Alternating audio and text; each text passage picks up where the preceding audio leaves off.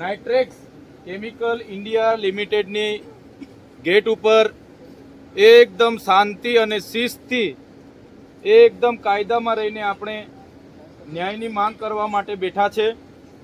જે કામદારો 2011થી આ કંપનીમાં કામ કરે છે એ કામદારોને અધિનિયમ 1947, અધિનિયમ 1948, ઇન્ડસ્ટ્રીયલ ડિસ્પ્યુટ ના જે પણ અધિનિયમો બન્યા છે, સેલરી બોનસનો અધિનિયમ 1965 અને લેબરનો કોન્ટ્રાક્ટનો અધિનિયમ 1970 અને વખતો વખતના ગુજરાત સરકારના શ્રમ નિયામકના પરિપત્ર ને આધીન મિનિમમ વેજીસ અધિનિયમ પ્રમાણે આ કામદારોને આ કંપની દ્વારા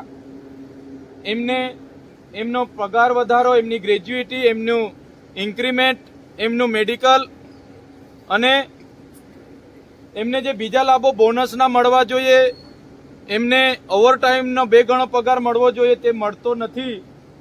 રજા પગાર પણ મળતો નથી, જેની માગણીને લઈને આપણે અહીંયા બેઠા છે। 2011થી આ કર્મચારીઓ આ કંપનીના પાયામાંથી આ કંપનીને આજે એટલી મોટી બનાવી છે।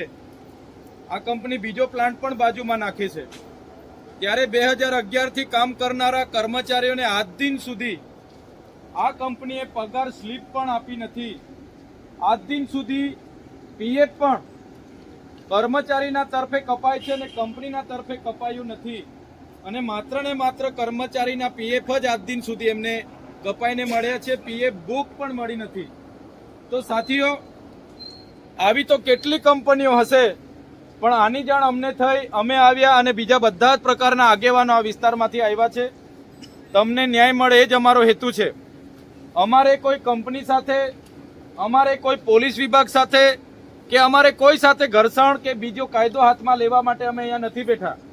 કંપની હમણાં પણ 10:30 વાગ્યા છે, હમણાં પણ કંપની બહાર આવીને આપણને એવું કહી દેશે કે આ તમારી માંગણી અમે પૂર્ણ કરીએ છીએ, તમારી પગાર સ્લીપ મળી જશે, તમારું પીએફ અમારા તરફે પણ જમા કરી દઈશું, તમારું મેડિક્લેમ છે એ પણ મળી જશે, તમારો જે પગાર વધારો છે વખતો વખતનો પગાર વધારો પણ મળી જશે, અને તમને જે પણ લોકો 3 વર્ષથી વધારે સુધી કંપનીમાં કામ કર્યા છે, જેમના 240 દિવસ પૂરા થાય છે, એવા લોકોને અમે કંપની એમ્પ્લોય પણ બનાવી દઈશું। હમણાં કંપની ઓથોરિટી બહાર આવીને કહી દે તો આપણે બિસ્તરા પોટલા હમણાં માંદીને હમણાં ગાડી સ્ટાર્ટ કરીને આપણે જતું રહેવાનું થાય છે। સાચી વાત છે કે ખોટી વાત છે?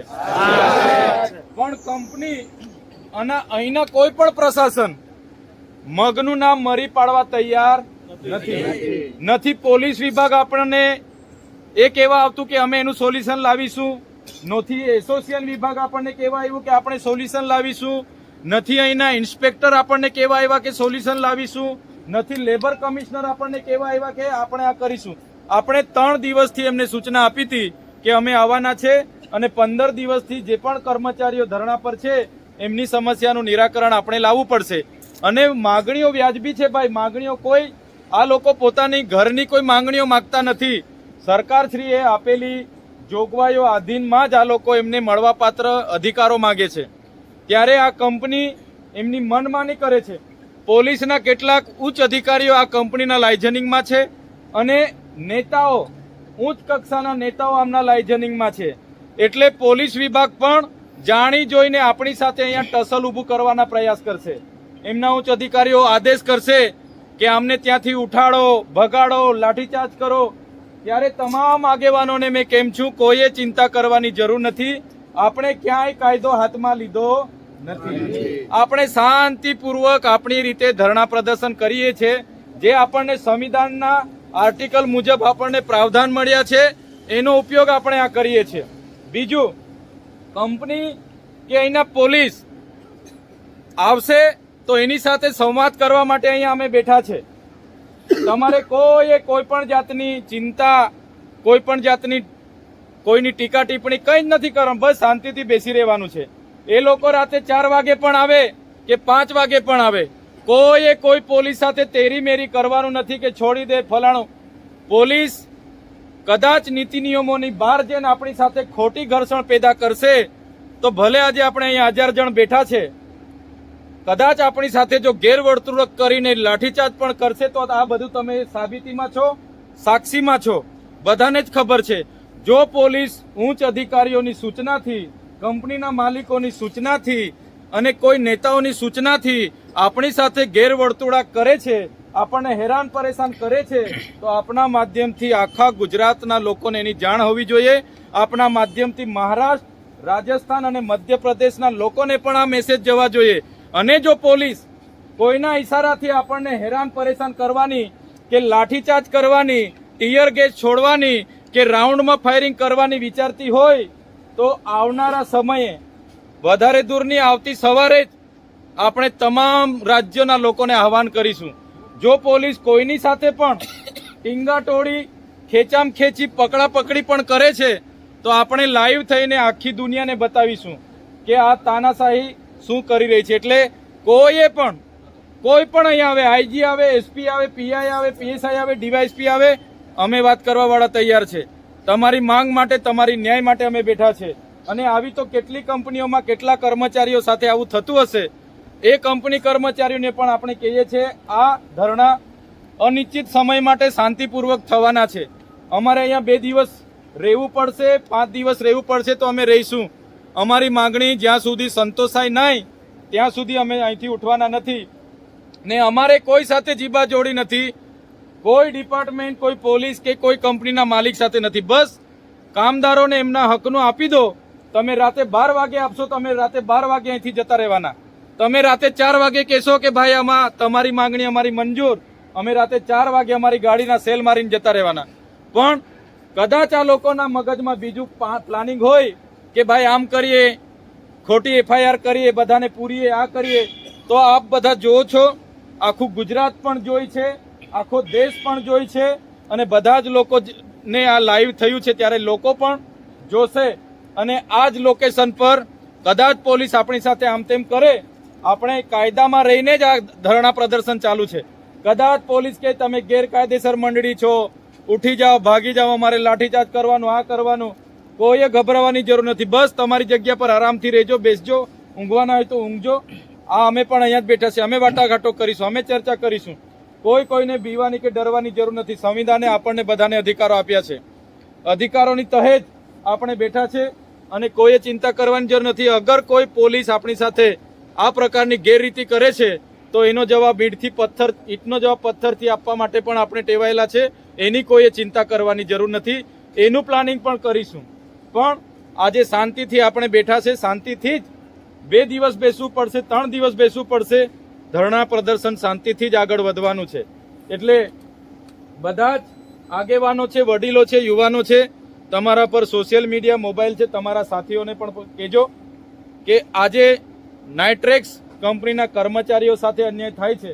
કાલે બ્રિટાનિયા સાથે થશે, UPLમાં કામદારો સાથે થશે, ગોદરેજના કામદારો સાથે થશે, ડેટોક્સના કામદારો સાથે થશે, બધા જ લોકો સાથે થઈ. તો આ આંદોલનની શરૂઆત છે. આપણે શાંતિપ્રિય રીતે રચનાત્મક કાર્યક્રમો આપીને, કાયદામાં રહીને આપણે આ આંદોલન આગળ વધારવાનું છે. આપણા તમામ કામદારોને ન્યાય મળે એ જ આપણો ઉદ્દેશ છે. એટલે બધા જ લોકો અહીંથી આગા પાછા આડાઅવડા થયા વગર શાંતિથી જ્યાં બેઠા છો ત્યાં આપણે રાતવાસો પણ, રાત્રિ રોકાણ પણ અહીંયા જ કરવાના છે. તો એક દિવસ માટે કંઈ તમારું કે અમારું લૂંટાઈ નથી જવાનું. પોતપોતાની અહીંયા જ જગ્યા લઈને અહીંયા જ આપણે રાત્રિ રોકાણ કરવાનું છે. કોઈએ ડરવાની, કોઈએ ભાગવાની કે અહીંયા અફરાતફરી કરવાની કોઈ જરૂર નથી. ખ્યાલ આવે છે તમને? સમજણ પડે છે બધાને? તો આ રીતનું જ આપણે કરીશું. 10:30 વાગ્યા છે. જો કંપની ઓથોરિટી, એનું મેનેજમેન્ટ 12 વાગે આવીને બી કહેશે, પોલીસ અધિકારીઓ, એમના જે પણ અધિકારીઓ, વહીવટી પ્રશાસન 12 વાગે પણ આવીને કહેશે કે તમારી માંગો અમે પૂરી કરી, તો 12 વાગે પણ આપણે અહીંથી રજા લઈ લઈશું. ખ્યાલ આવે છે ને? એ લોકો 4 વાગે કહેશે તો 4 વાગે પણ આપણો ન્યાય આપણે મેળવીને જઈશું. કેમ કે 2011 થી કામ કરનારા કર્મચારીની આજે પગાર સ્લીપ નથી બની. અત્યાર સુધી એને PF નથી મળ્યું, મેડિકલ ક્લેમ નથી મળ્યા, એનો પગાર વધારો નથી મળ્યો. આજે પણ 12 વર્ષથી કામ કરનારા લોકોનો પગાર 12,000 રૂપિયા છે. આખી મશીનરી એ લોકો ચલાવે છે. 100 મેટ્રિક ટનનું ઉત્પાદન હતું, એને આ તમે જ કર્મચારીઓ 1200 મેટ્રિક ટન પહોંચાડ્યું છે. એટલે કંપનીનો વકરો ખૂબ થયો, ખૂબ ફાયદો થયો. એટલે એ તો પોલીસના ઉચ્ચ અધિકારીઓને પૈસા પણ આપશે, મોટા નેતાઓને પણ પૈસા આપશે, કહેશે કે આ હટાવો, પણ આ સત્યની લડાઈ ચાલવાની છે, કોઈએ ડરવાની જરૂર નથી. તો શાંતિથી પોતપોતાની જગ્યા પર પાણી બોટલ આ તે વ્યવસ્થા કરી, કોઈએ પણ આજુબાજુ ગાડીઓમાં જવાનું નથી, કોઈએ પણ ફરવા કે ચાલવા જવાનું નથી. આ જ આપણું સ્થાન છે, આ જગ્યાએ જ બેસી રહેવાનું છે. 5 જણ આમ જાય, 5 જણ આમ જાય, 5 જણ એમ જાય, 10 જણ પેલી બાજુ બેઠા હોય, 10 જણ પેલી બાજુ બેઠા હોય, એવું કોઈએ કરવાનું નથી. અહીંયા લાઇટ છે, સીસીટીવી કેમેરા છે, બધું જ છે અહીંયા. ને આપણા પાસે મોબાઈલો છે, બધા ચાર્જ કરી લેજો. કોઈ સાથે પણ કોઈ પણ પોલીસ અધિકારી ખોટી કોઈ તમારી સાથે ઘર્ષણ પેદા કરે એનો વિડીયો બનાવીને તમારા મોબાઈલમાં સ્ટોરેજ રાખજો. બરાબર છે? એટલે કોઈએ ગભરાવાનું નથી. તમે અહીંયા જ બેસો, કોઈએ આડાવડા જવાનું નથી. આજની નાઈટ આપણે બધા સાથે વાર્તાલાપ કરીને આજની રાત આપણે કાઢીશું. કાલે ફરી આ જ ગેટ પાસે 9 વાગે એમની ઓથોરિટી આવશે, મેનેજમેન્ટ આવશે, તો 9 વાગે ફરી આ વાત મૂકીશું. એને ન્યાય આપવાનું થશે, 12 વાગે આપશે તો 12 વાગે જતા રહીશું. આપણી માંગો 4 વાગે સ્વીકારે તો 4 વાગે, નહીં તો સવારે પણ એમની સાથે વાટાઘાટો કરીશું. કોઈએ ચિંતા કરવાની નથી. અહીંયા જ બેસો. જે પણ લોકો આ આંદોલનના સમર્થનમાં આવે એવા છે એમને તમે હમણાં જ કલાક બધાને સંપર્ક કરો. રાતે આવે એવાને રાતે બોલાવો, કાલે સવારે આવે એમને સવારે બોલાવો, અને આપણું આંદોલન આપણે શાંતિપ્રિય આગળ વધારવાનું છે. ધન્યવાદ. બધાનો ખૂબ ખૂબ આભાર. જોહાર. જય આદિવાસી.